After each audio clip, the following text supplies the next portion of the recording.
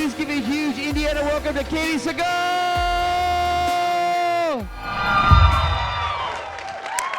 Hi, you guys. Where do you want me? Hello, hello. Y'all having fun? Wow. I don't want to make it weird, but I'm not going to sit because if my short self tries to climb in this, it will be a comedy and not about Katey anymore. Oh, Is all that right. cool? Will that be Whatever you'd weird? like, Great. yes. Here, I'm going to move this so I can be actually on your eye line. What a delight for us to get thank to you. be here with you today. I know everyone here agrees. Thank you. Again, people that want to ask questions, make sure you line up. They're on it. Fantastic. I'm going to start with a few questions, though, because one of the things I wanted to ask you the second I knew this was going to happen is that your credits situation is mind-boggling. If you want to lose an afternoon, just scroll through her IMDb credits. It's a long list, and there are a lot of impressive ones. But what's really interesting to me is that there are several characters that have become hyper-iconic, right? In a career when a lot of actors are lucky to get one big thing they become known for, you have been not only Peg Bundy, who has become so talked about that she is listed in academic papers that Really? that examine the changing portrayal of motherhood in media. She shows up over and over again. She was a change. Right? Taranga Leela, very near and dear to many of our hearts. And I think everybody who ever felt like a little bit of a weirdo outcast, but you knew you had something that you could really do, identifies Leela. with Leela, exactly. I know. And then, of course, your mind-blowing turn as Gemma in Sons of Anarchy. Do you think about the fact, I know you probably don't, but do you ever have that moment where you're like, I'm kind of an icon creator? No, I actually don't think about it that way. That would be really weird if I did. But I do feel that I've been very lucky and that I've been able to explore and kind of have a wide range of characters I've been able to play. So you're right. For that, I'm very, very fortunate, and I do not take it for granted. This is a little bit of a levity offshoot of that. Peg Bundy is a fashion icon. I don't know if you realize. I know you went into that audition kind of with more of what we got of Peg than was on the page initially. Yes. She was not written to be that sort of adorable, sexy, vintage look. No. But when you look at vintage clothing companies, they will do spreads that look like Peg over and over and over again. Do you think about that? That you were kind of setting a trend of fashion? No, I don't think about it that way. But I do remember the costumer on the show would say, so many people are calling in wanting to know where we get these clothes. Mm-hmm. And I had not, we sort of put the look together, and I didn't consider that at all. I just thought, once I had those shoes on, I knew I was headed for something. Yeah. You turned some looks on that show. Okay. And you good. always looked so spectacular. I think it became very aspirational for a lot of people. Oh, that's nice. It really did. Related, how do you feel about Peg Bundy drag queens? Well, of which there are a lot of them, if you don't and know. I love Go them. I seek remember them out. in the heyday of it I went somewhere and I was going to be interviewed by a magazine, and they came to my hotel room, and I opened the door, and there was a drag queen dressed as Peg, and she was fabulous, and it was a wonderful interview, and because I live in Hollywood, so I see a lot of Peg. Yeah. Yes. And if you're going to do drag, a lot of love goes into that, for perfect. sure. Yeah. I also want to talk a little bit before we open it up to our amazing audience members. It feels like, having watched a lot of interviews with you, I know your first true love is music, and that's really where you started. But it seems like acting kept coming for you, right? You were singing and you wanted to be in bands, and you were in bands, and your dad, a very well-known director, got you cast in a couple of shows. Yes. And then you kind of went on about your music life. But then you got called because you were seen singing in a musical to start doing more acting on TV. Yes. Does it feel like it was a little bit destined? Well, Probably against my, yes. I come from a family that does this, so I did not want to be an actor, but my dad wanted to make sure I had health insurance. Smart. So he got me in the union, and to get in the union, you have to have 2 jobs. Your first one's a freebie, and then you have to get another one. So he got me those early jobs. And that was because I was hell-bent on being a musician, and he just, he was worried about me. And it was, So go into the reliable field of acting. He did, right, exactly. And then I acted a little in musicals when I was in high school, so I sort of worked around it all, but I never, I didn't hit the pavement like most actors need to do. I did it as a musician. That was really where I was knocking on doors. But yeah, it did kind of come for me. Yeah. Kind of did. There's no escaping your acting career. I guess. I want to make sure we get to our first question. Who do we have? Up to the mic. Yeah. Hello. Hi. I am a big fan of Sons of Anarchy, and I was just wondering what the vibe on the set was, because I know there was a lot of intense, and some episodes were really dark and took on really sensitive subjects and everything. Was there like a therapist on set for those days, or was it just like another day at the office and everybody just did their scenes and went about their way? No, there was not a therapist on set, but I would say everybody loved that job. I would say Charlie and the guys became a club, a motorcycle club, for real. I mean, they thought they were. It wasn't like doing a legal show when everybody has to be a lawyer and then you feel like you're a lawyer. It was sort of like during work hours, after work hours, they were always riding their bikes. They were hanging out together. So what you got was a very authentic love that came across. So everybody took the job very seriously. We were all really happy to be there. Kurt was writing great stories, and so we were happy to tell them. And it was intense. There were a lot of tears. We all cried when Opie died. We all cried. I cried when I had to kill Tara like that. Charlie and I barely made it through the last episode. I mean, so it was an emotional ride for all of us. Thank you. I feel like, too, there is an inherent, you mentioned your beloved, your husband, Kurt, who created that show, did that. I mean, right, what an amazing list of credits he also has. Did that help to kind of create a little bit more of like a familial vibe on set, just knowing everybody had a different level they were coming in at? It was somebody who loved them. I know he did a boatload of research to really like get everything right. Did that help it being sort of a family affair that, then adopted more family? You mean because I was part of his family? Yeah. Yes and no. I mean, it was a little. It's when you're married to the boss's wife.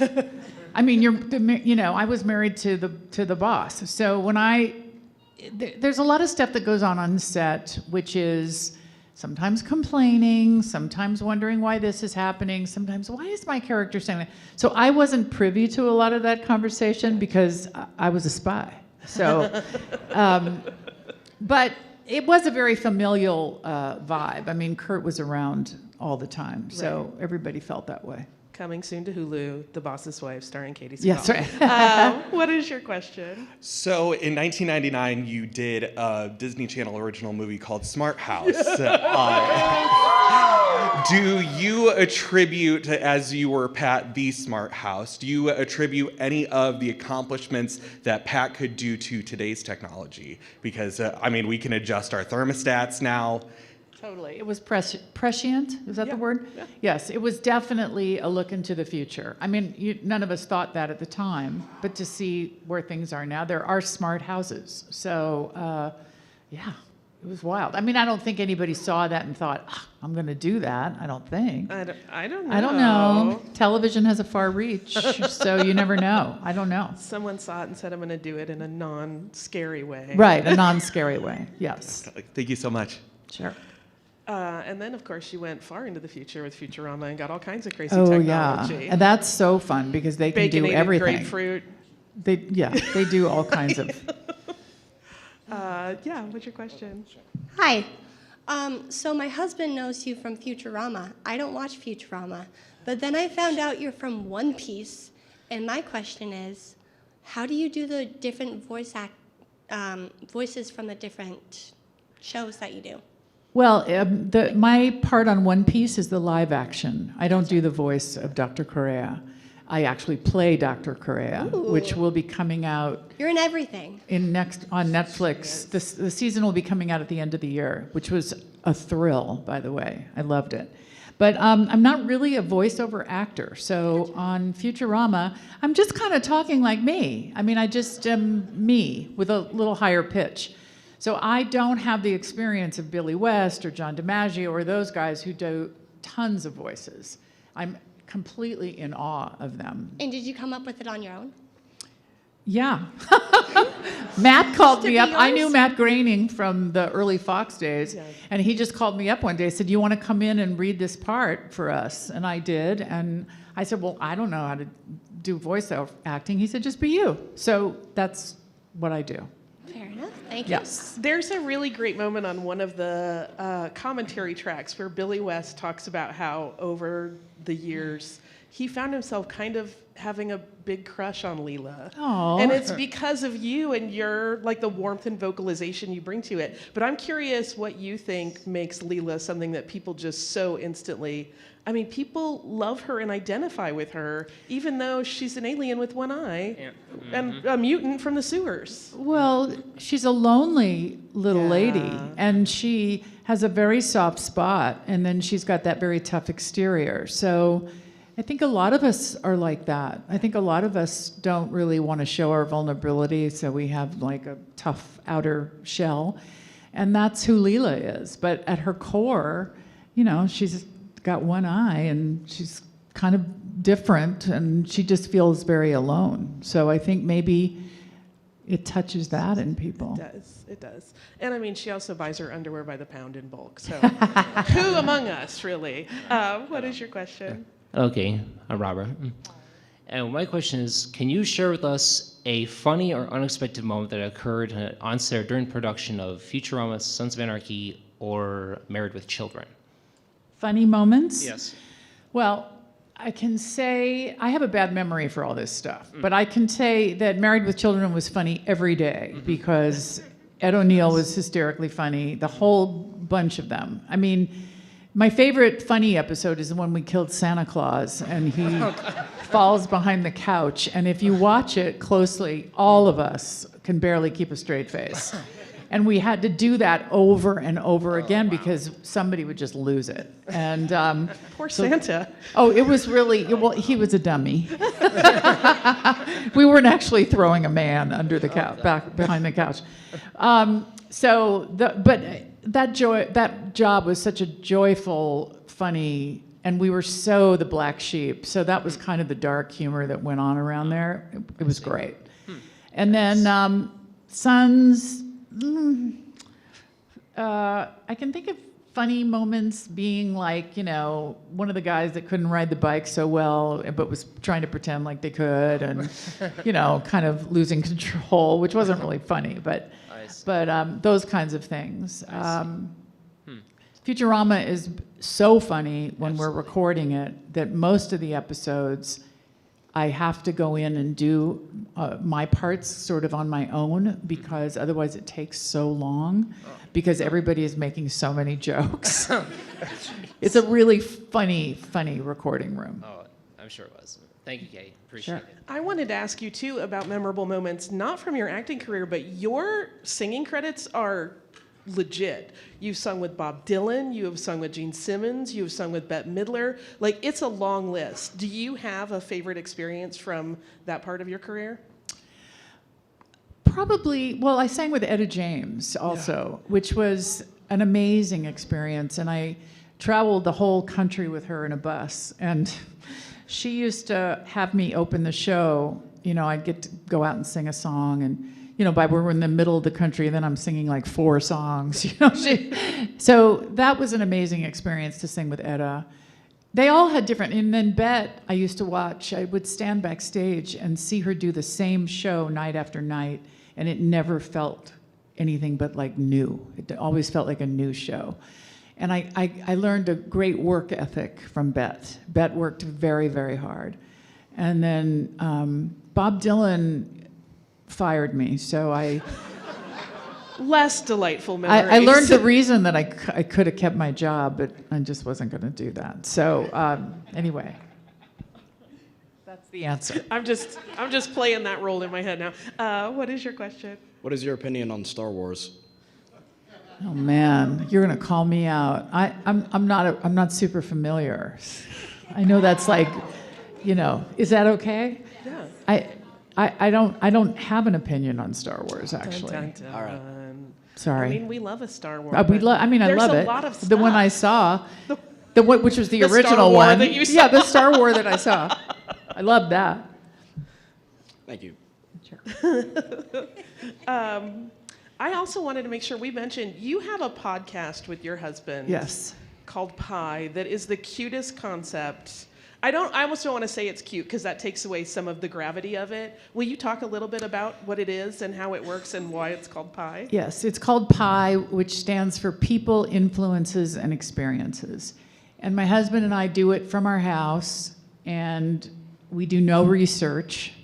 We have people on that we've wanted to meet, and then we don't talk too much about their careers. We talk much more about where they come from, if they have a family, we talk about that. If they're married, we talk about that.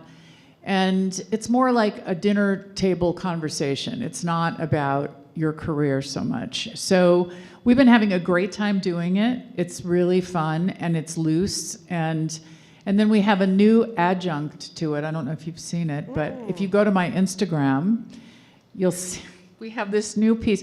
We decided to do a date night, Kurt and I. So if you've ever been married or are married, that's a hard thing to be consistent about. So we decided that every Thursday night would be our date night. And the first night we did it, we went to this dive in LA, but it was like a landmark. And then we decided, let's talk. We make a little video sitting in the car after each one of our dates. And then we talk, and it's called It's Come to This.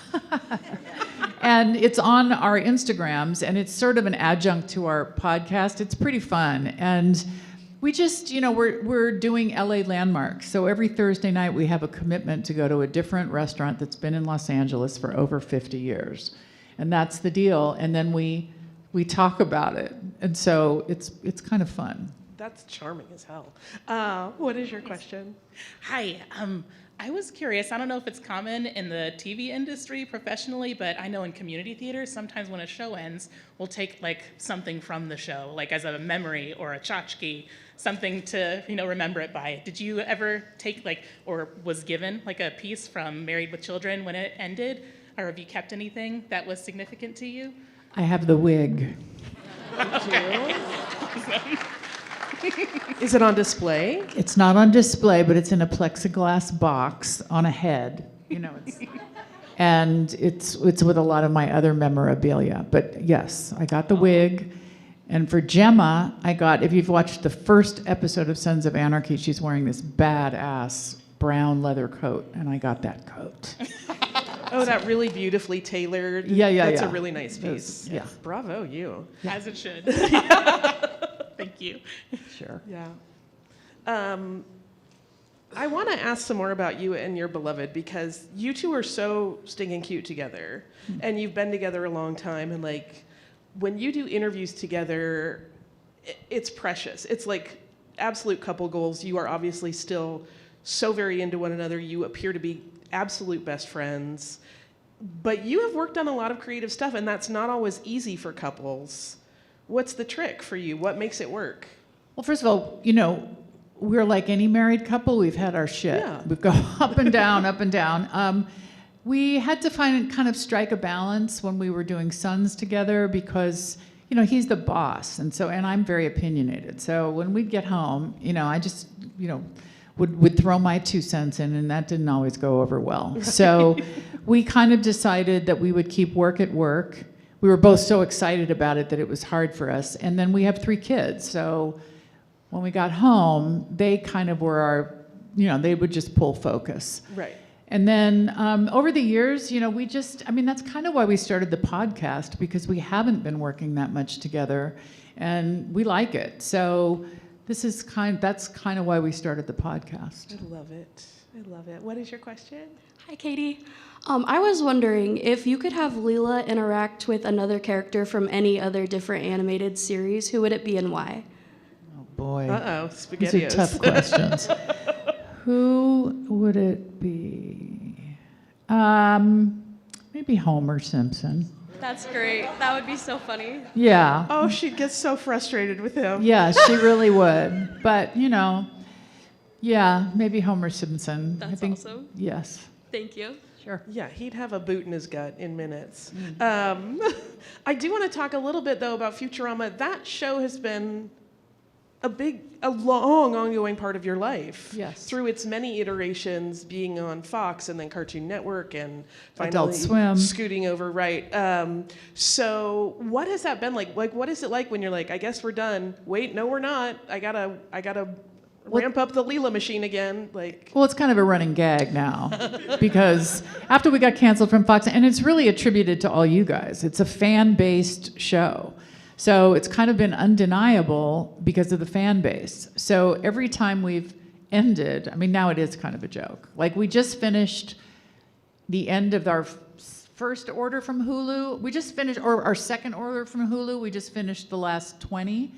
And we haven't heard yet if they're picking us up again. And we're just, we're sort of waiting to be ended again and then brought back. That's what we talk about. So we'll see. But thank you to all of you, because that's the reason we keep being there. But it's because of you. It's the work that you and Billy and John and everyone else, Lauren, Tom, and you're working with like the apex they're great. of animation voices. That's like the dream team. So thank you for doing all of that, because you've made us smile an awful lot. What is your question? I like learning about movies because of the Internet Movie Database app and stuff. So I learned this more as an adult. With Smart House, did you enjoy working with the director who directed the movie, LeVar Burton? Yes, I loved working with LeVar Burton. In fact, I saw him at a con. It was the first time I'd seen him since we made that movie. And he was just as lovely then as he was working, when I worked with him. He was great.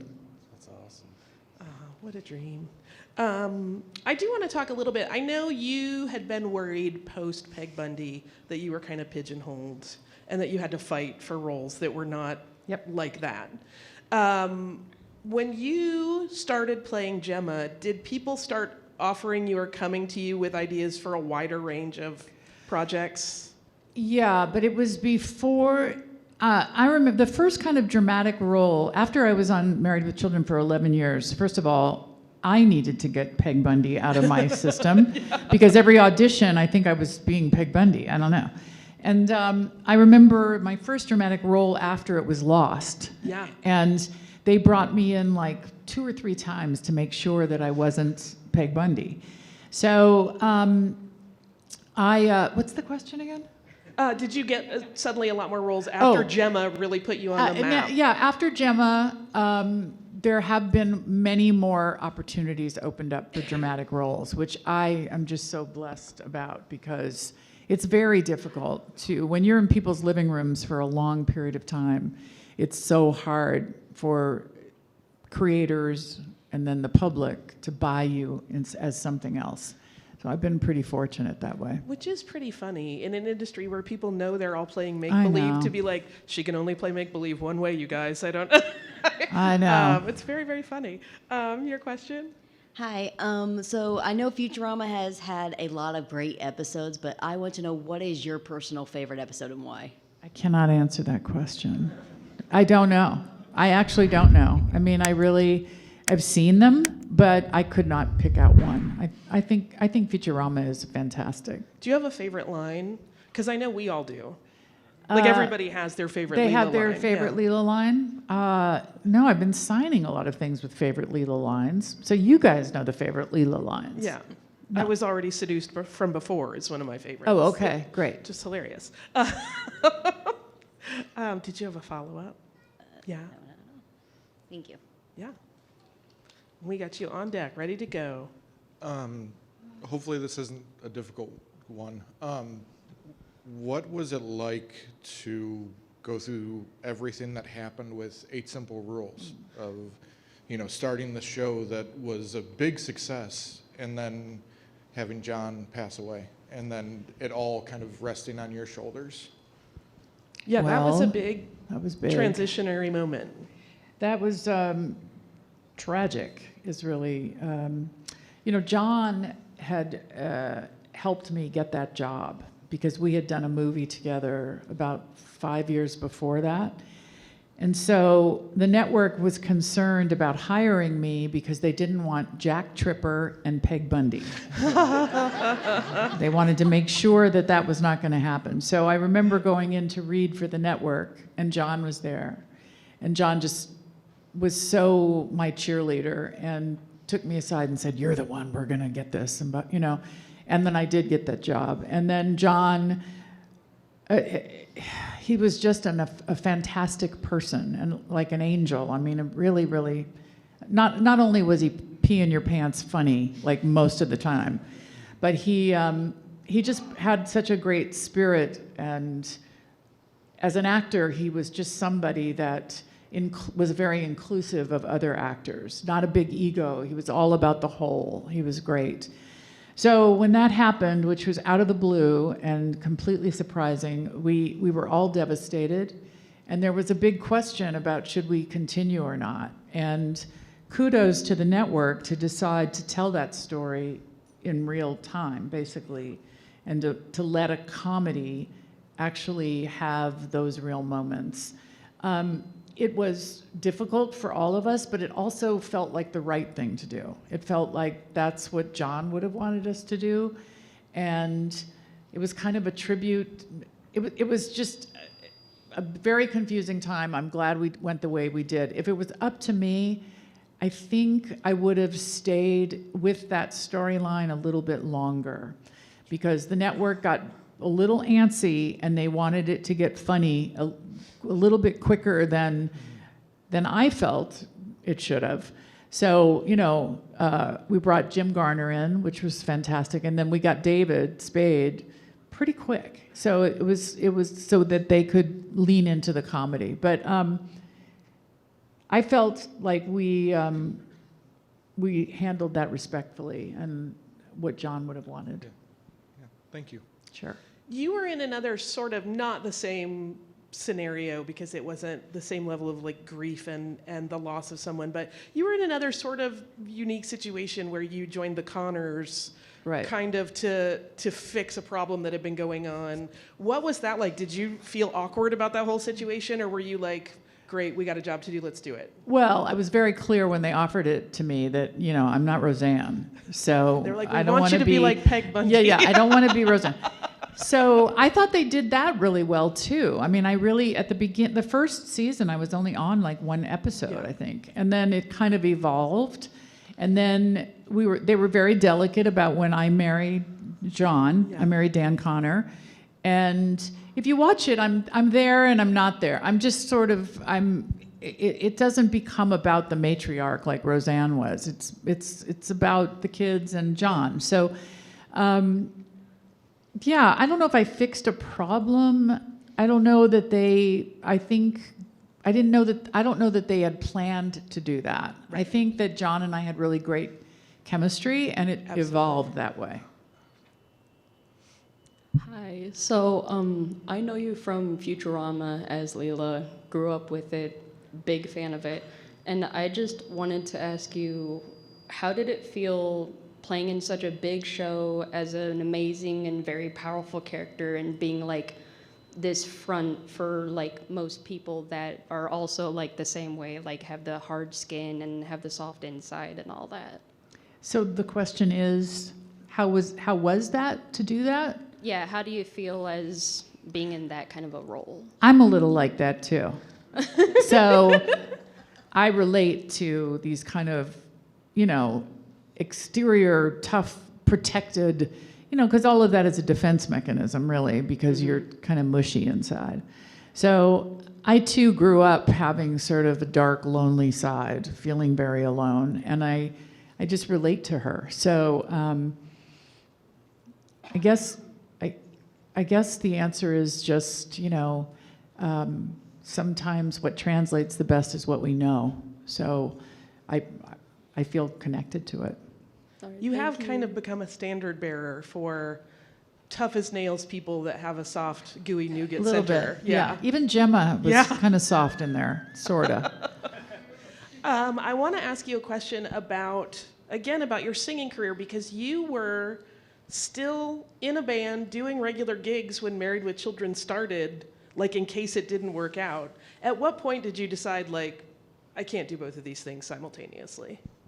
Well, I didn't decide. I mean, about the 5th season, I got a record deal with Virgin Records. Right. And so I put out a record that I wrote the whole record, and I was very proud of it. And then what would happen is I would go to radio stations to, promote it, and they'd just want to talk about Peg. Yeah. So it was a little bit of a heartbreak. But I continued to play music, like you said, because I just wasn't sure that this was going to work out, that I was going to be an actor. So probably towards the end, and when I started having kids, I had kids when I was on that show. Right. I had my children. So then things got very, busy. So I probably stopped around then. Yeah, but you still sing. Oh, I still sing. Yeah. I don't have a band right now. I'm trying to put together a choir, which is my new little project. We'll see. And then I'm not even sure for what purpose, except that I love to sing with people. So, but I've always had a band. I love it. Peg Bundy is here to ask Peg Bundy a question. Oh yeah, I see that. I feel like an Event Horizon might open up and swallow us all, but let's see what happens. Hi. I wanted to find out, through your career, you've worked with some phenomenal actors and actresses. Do you have any favorites? Well, all the guys I work with, I'm so, from John Ritter to Ed O'Neill to John Goodman, I mean, they've all been amazing. It's really hard to pick one. I mean, they each had their lessons that I learned. I learned a lot from Ed, and I learned a lot from John, and I learned a lot from John. So I can't pick one. Okay, thank you. Sure. Did I hear correctly that you still have a group chat going on with all the Married with Children actors? Yeah, we pretty much do. I mean, Love it. our It's so Christina's been going through a hard time, Yeah. so we're all in touch. Yes. I Yes. love it. Is there anything you haven't gotten a chance to do that you've always been like, what I really want to play? Yeah, there's quite a few actually. I would love to play more vulnerability. I feel like that would be an interesting thing to explore. I kind of want to do something funny again. I'm feeling like comedy would be really, at this particular time of life, I think we could all use a good laugh. So I'm kind of searching for that. So tell your husband to write a comedy. He's so dark. He has written some dark. And somebody dies, just Right. always. From laughter. From laughter. Yes. What is your question? So speaking of comedy, it's been a minute since I've seen it, but your character in Shameless, were you given some type of direction to go with that, or how did you choose that kind of crazy? Well, she was written that way. She was written to be crazy, and they were very much like, go for it, So,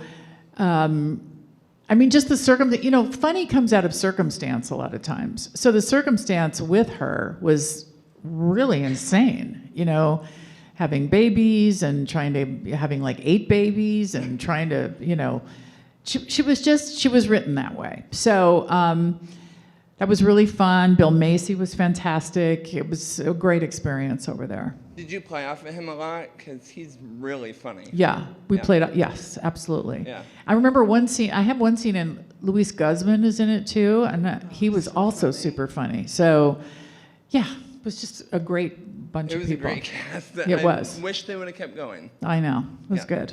All right, thank you. Sure. It's funny to be talking about comedy because I have seen you say in interviews that you don't think you're very funny, I'm not. which I love. But you have also mentioned this beautiful angle to it that you feel like your music background gives you a sense of timing and delivery. Will you talk about that? Are you conscious of it? Well, I couldn't quite figure out why. When I first started, I was doing a rock opera. This is how I got sort of discovered, and I didn't speak one word, and it was extremely dramatic. And the next thing I knew, I was being asked by CBS to come in and audition for a comedy. And I didn't have real chops for any of it. I said, sure. So I came in. And so since I do have, comedy is all about time. And I do have a sense of rhythm from playing music. So I sort of deduced that. I sort of thought, well, why am I good at this? I don't know. And it came kind of natural to me, the timing of it. So that's what I figure. I figure, well, I know about music, so it must come from that. I would argue that you are funny. You're just not, I'm going to tell you a joke funny. I'm not I'm not like stand-up funny. I'm not like I can stand here. But if you give me material that's funny, I can interpret it so that it will be funny. Yeah. But no, in person, if you asked my family, I'm probably the most dramatic in my family. And seriously, Kurt is way funnier than me. But dark, apparently. But dark, very dark. Hi, what's your question? Hi. So anytime I watch Sons of Anarchy, I cannot see laying pipe without sobbing. So I just wanted to know what you thought was your least or your most hardest death to deal with in the show. The hardest death So that many to choose from. I know. Well, probably killing Tara. I mean, that was a rough day. Yeah. And, and also the fact that Jax comes in at the end of that scene. And so that was really rough. I mean, when I see some of it back, like I know Tig did some nasty deaths. And, of course, the killing of Opie was like heartbreaking. I can't do that one. To all of them and all of us. I wasn't there. So, yeah, and then at the very, the killing of Gemma to me made perfect sense, but it didn't make it any easier. So that was all tough. Alrighty. Hello. Hi. I know you've been coming to Comic-Cons for a while, so I was just wondering, how was your very first Comic-Con, and were you scared to come, and just was it overwhelming to meet everybody or to have everybody come say hi?